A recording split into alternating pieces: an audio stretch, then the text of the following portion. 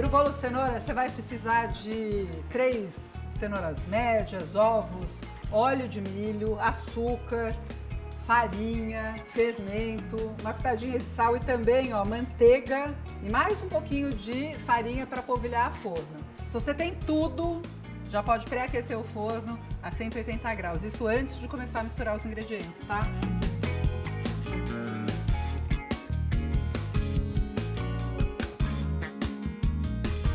Essa forma aqui que eu vou usar tem 20 por 30 e 5 de altura.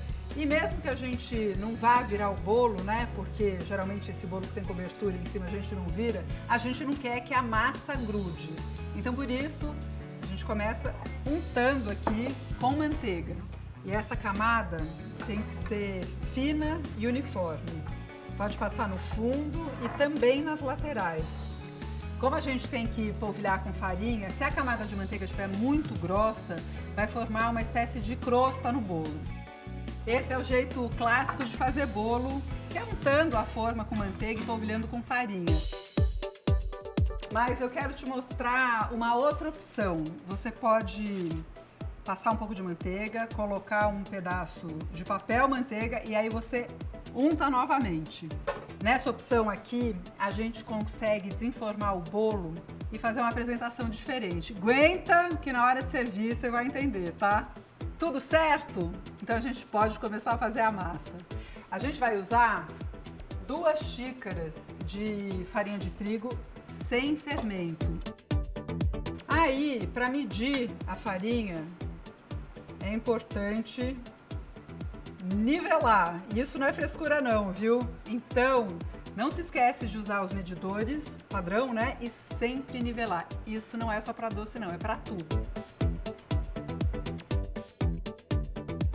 Aqui vai também uma pitadinha de sal e a gente até poderia misturar o fermento, mas eu vou fazer de um jeito diferente.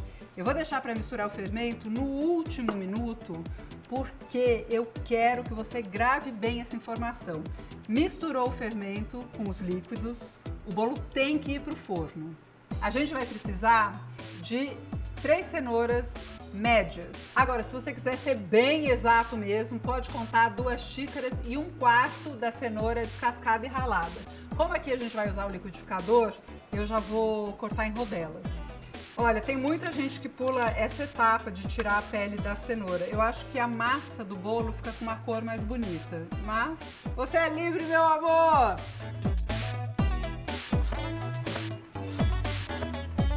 Então, vamos lá. Foi a cenoura, vai 1 xícara de óleo. Quanto mais neutro, melhor. Eu gosto de usar o de milho. Vão também 4 ovos.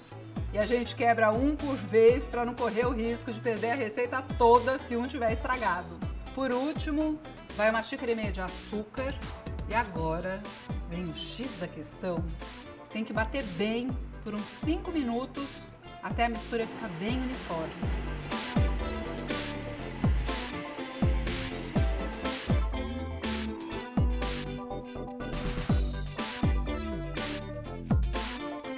Agora, o próximo passo é misturar a farinha. Só que isso a gente faz à mão.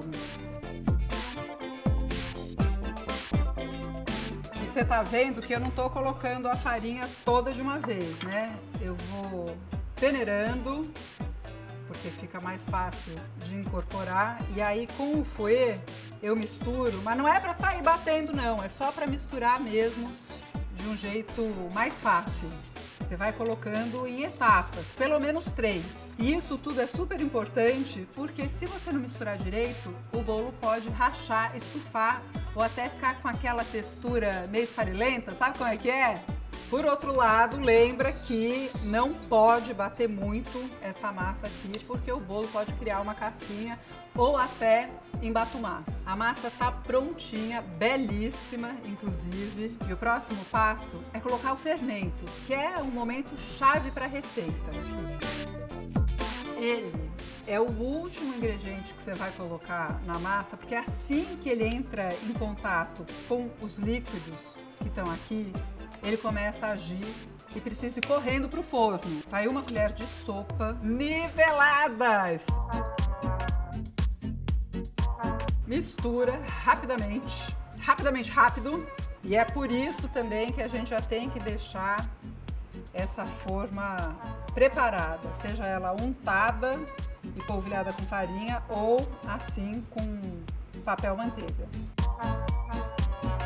Agora são 45 minutos de forno e se der uma curiosidade para dar aquela olhada, nada de abrir, tá? Espera pelo menos a metade do tempo, de preferência, olha pelo vídeo. Pelo menos na primeira metade do tempo, porque o choque térmico pode fazer o bolo murchar.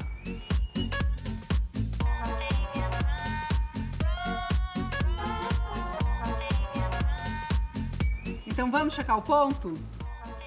Como o forno caseiro tem variação de temperatura, além de olho no relógio, você precisa dar uma olhada se as bordas soltaram das laterais. Esse aqui, ó, é o primeiro indício que já está no ponto. Bom, o segundo é fazer o clássico truque do palito. Espetou, saiu limpo, pode tirar do forno. Caso contrário, se ainda não estiver limpo, você pode deixar mais um pouco. Além de douradinha, quando você toca assim na superfície do bolo, ela tem que estar firme. E esse é mais um indício que o bolo está pronto. E para não murchar, não vai deixar o bolo esfriando naquela parte da cozinha que tem um vento encanado, hein? Deixa num canto mais protegido, assim vai dar tudo certo.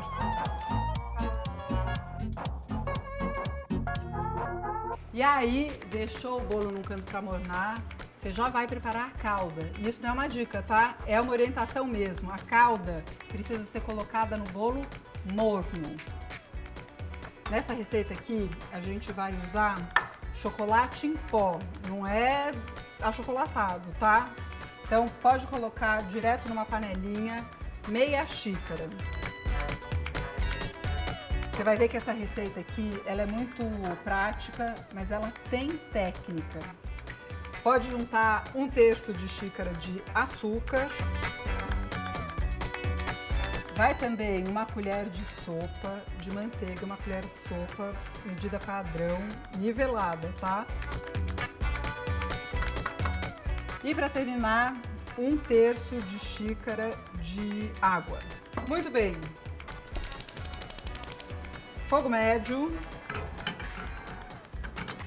A gente vai usar o batedor de arame. O único trabalho que você vai ter aqui é mexer para dissolver até ferver. Deixa eu te falar uma coisa, pega a espatulinha aqui e raspa as bordas, tá? Dá uma raspadinha e aí segue aqui no mexe-mexe. Começou a ferver, a gente vai contar 2 minutos mexendo nervosamente. Nervosa, vai mexendo.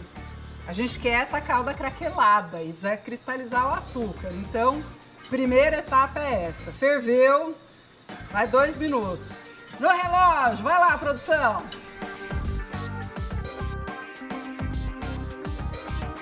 E pronto, deu os 2 minutos de ferveção aqui no agito. Pode desligar o fogo, só que aí a gente vai continuar mexendo bem para dar uma amornada mais rapidamente nessa calda. E nesse caso, você pode, em vez do fouet, usar uma espátula de silicone. Você precisa mexer aqui uns 2 minutinhos até ela dar uma amornada. E nesse tempo você vai ver que a calda vai engrossar um pouco. Deixa eu te mostrar como ela deu uma engrossada já. Tá vendo? Me diz que sim. Então, nesse momento, a gente já pode espalhar no bolo.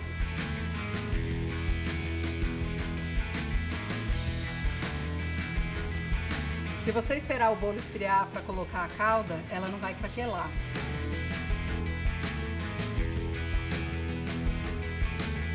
A calda e o bolo precisam esfriar totalmente antes de cortar, senão a calda não vai craquelar e o bolo pode rachar.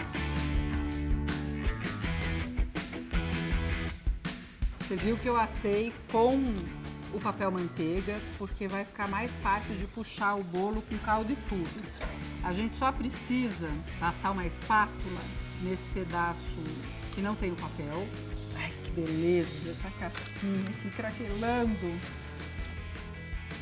Aí, deixa eu dar uma puxadinha aqui. Olha que maravilha. Ela craquela mesmo. Aí, eu vou puxar. Como esse é um bolo que tem cobertura, a gente não vira. A gente tem que puxar com o papel manteiga. Primeiro, você marca aqui um pouquinho para fazer um X. Aí, de preferência, usa uma faca sem serra. Aí você vai fazer uma cruz. E aí em cada quarto do bolo, você vai fazer outro X.